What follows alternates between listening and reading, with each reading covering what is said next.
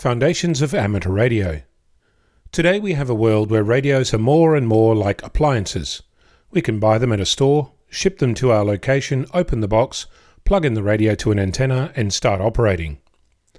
I said like an appliance because a transceiver is not like a toaster in all aspects, and it's those little gaps between the toaster as an appliance and a transceiver as an appliance that I want to highlight.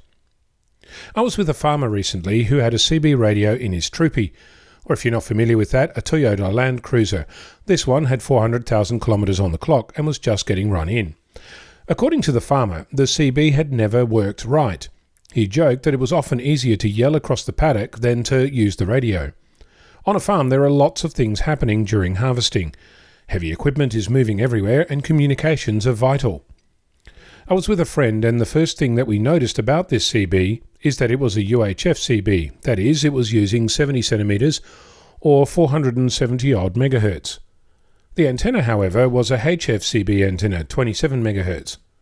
As a radio amateur, you know that this is never going to work well. In fact, it's amazing that there was any contact using this particular CB at all. Another thing we noticed was that the connector between the radio and the antenna was loose. So it's entirely possible that the actual communication was happening around the connector on the back of the radio rather than the antenna on the bull bar. You might be listening to this and shaking your head. If you're uncharitable, you might even scoff at those silly CB'ers. I think that's both unhelpful and wrong. Precisely this is the difference between a toaster as an appliance and a transceiver as an appliance. It means that any radio training, any license at all, even a foundation call, is sufficient to learn enough to be able to diagnose such issues. You might think that this means that I think CB'ers are stupid. Far from it. I think this means that radios are not appliances and that there is ample opportunity for the skills we take for granted as amateurs to propagate through the community.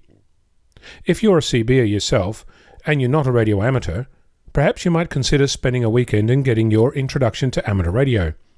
You're likely to learn lots of things you've never heard or understood, or more likely have been told incorrectly.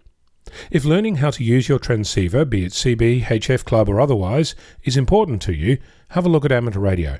I think it's important. I'm Ono, Victor Kilo 6, Foxtrot Lima Alpha Bravo.